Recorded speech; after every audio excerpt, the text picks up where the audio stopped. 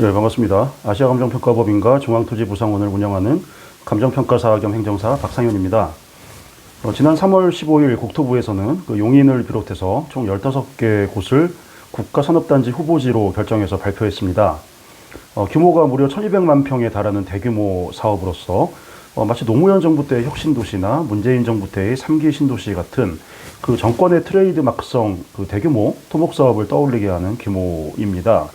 워낙 대규모인 만큼 사업 부지 내에 토지를 가지셔가지고 수용 대상이 되는 분들이 많을 것 같고, 불악이 그 전체가 수용되는 케이스가 다수 발생할 것이 예상되는 만큼 보상대책위원회가 이제 막 구성되는 단계에 있을 것으로 보여서 소유자 추천 감정평가 업무를 전문으로 하는 감정평가법인의 대표로서, 그리고 수용 재결과 그 부대 업무를 주력으로 하는 중앙토지부상원의 대표로서 앞으로 어떠한 점에 역점을 둬서 수용과 보상에 대비하면 좋을지 제 경험을 바탕으로 이번 영상에서 말씀드려 보도록 하겠습니다. 3기 신도시가 처음 발표된 게 2018년 12월 19일이고 이제 막 보상을 끝내고 2023년 하반기부터 착공에 들어간다고 합니다. 자, 발표부터 착공까지 한 4년 반 정도가 소요가 됐습니다. 정부에서는 근본에 발표한 국가산단을 빠르면 2026년에 착공한다고 하니까 한 3년에서 3년 반 정도 안에 그 지구 지정부터의 보상까지 완전히 다 마무리하겠다는 계획이기 때문에 3기 신도시에 비하면은 매우 타이트한 일정을 가지고 진행을 하겠다라는 보관을 가지고 있는 것입니다. 자, 앞으로 진행될 절차를 크게 개관해 보면은 먼저 국가산단 개발 계획을 먼저 수립을 하고 시도지사나 주민의 의견을 청취하는 의견 청취 절차를 거치게 됩니다. 그 이후에 산업단지 지정 절차에 돌입을 해서 심의를 거쳐서 산업단지 지정고시가 나게 됩니다. 지정고시 이후에 구체적인 사업 실시계획을 작성해서 승인을 받은 후에 그 실시계획에 따라서 그 실시계획에 대한 승인고시가 이루어지고 그 계획에 따라 지형도면이 고시되고 착공, 준공까지 진행이 되게 됩니다. 자, 이 모든 절차 중에서 가장 중요한 것이 바로 산업단지 지정고시 절차입니다. 산업입지법에 의하면은 바로 이 지정고시가 토지보상법상 사업인정고시로 의제됐는데, 사업인정고시가 되는 순간 LH와 같은 사업시행자에게 강제로 토지를 수용해 갈 수 있는 수용권이 이 날짜로 지정이 되기 때문에 매우 큰 의미를 가지는 것입니다. 그리고 보상평가 측면에서도 우리나라 보상법제가 개발이익이 있으면 그 개발이익을 완전히 배제하고 보상금을 책정하도록 규정이 되어 있기 때문에 개발이익이 땅값에 들어갔는지 측정할 수 있는 기준점이 필요하게 되고, 그 기준점으로 작용하는 것이 바로 지금 말씀드린 사업인정고시입니다. 따라서 산업입지법상 사업인정고시에 해당되는 지정고시일이 매우 의미가 크다고 볼 수가 있습니다. 이 개발이익 배제 보상 원칙과 관련해서 꼭 주민대책위원회에 말씀드리고 싶은 사항이 하나 있습니다.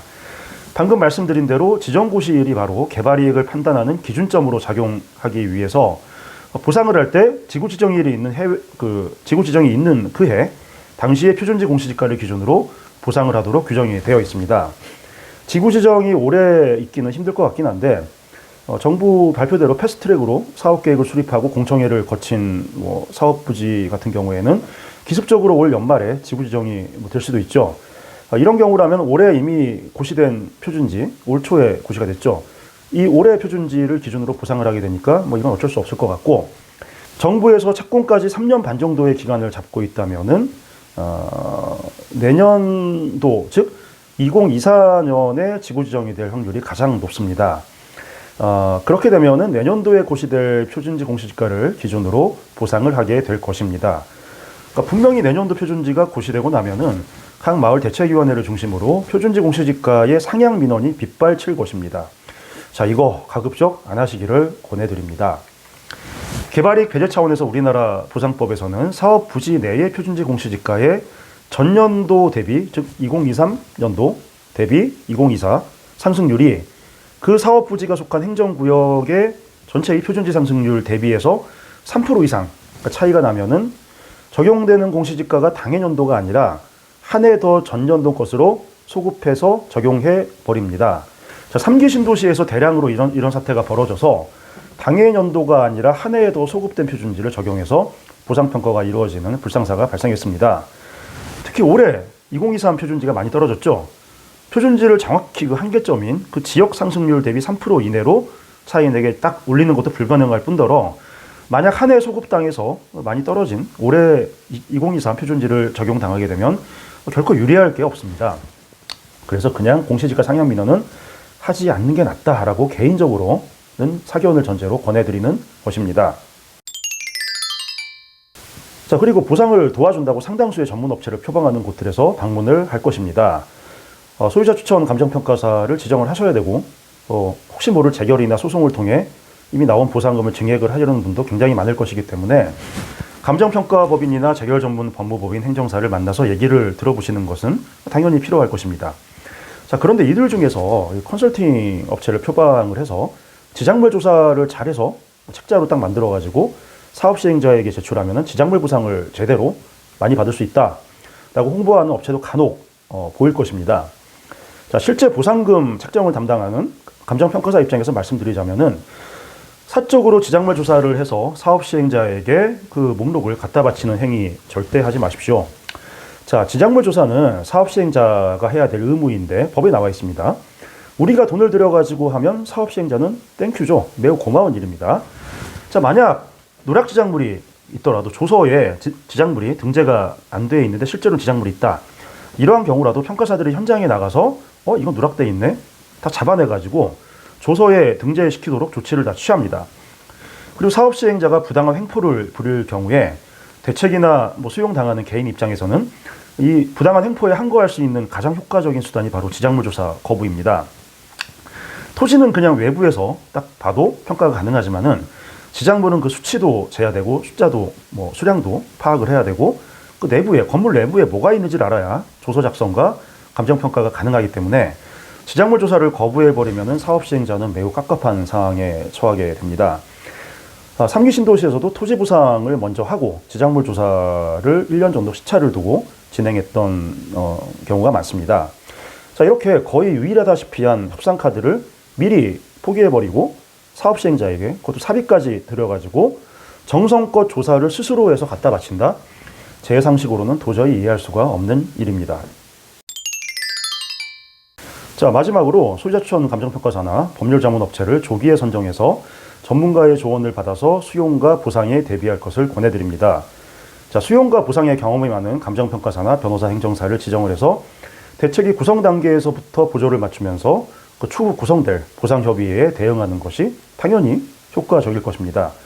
자, 만약 대책위가 난립하게 되면은 과반의 동의를 얻어서 선임하게 될 감정평가사 선정에 실패하는 불상사가 생길 수도 있기 때문에 초기에 실력 있는 전문가를 대책위 전면에 내세워서 통합 대책위를 구성하는 것이 중요하다고 생각을 합니다. 이 대책위가 구성이 되고 나면은 사업 예산을 심의하면서 책정된 보상비 예산에 대한 실제 보상평가의 보상비 예산이 실제 보상평가 들어갔을 때 가이드라인으로 작용하는 것을 방지하도록 여러 가지 대책을 세워야 할 것이고 편입되는 지구 내 표준지 공시지가에 대한 현실화 방안도 함께 대비를 해야 될 것입니다. 자, 그리고 방금 언급해드린 지작물 조사 시점에 대해서도 대책위 차원에서 최적의 시점을 잘 판단해서 결정해야 되는데 지작물 조사가 이루어지기 전에 생활대책 용지 같은 사전 협상 가능한 사항들에 대한 조율을 끝내는 것이 중요합니다. 자, 이상 제 경험을 바탕으로 산업단지 예정지에 토지를 가지신 분들에게 도움이 될 만한 내용들을 간단히 언급해 보았는데 소유자 추천 감정평가와 수용재결 부대 업무를 전문적으로 수행하는 저희 아시아감정평가법인과 중앙토지보상원의 경험이 산업단지 예정지 보상 업무의 성공적인 수행 결과로 이어졌으면 좋겠습니다. 더 궁금하신 사항은 저희 회사로 문의해 주시길 바라겠습니다. 이상 감정평가사 겸 행정사 박상현이었습니다. 감사합니다.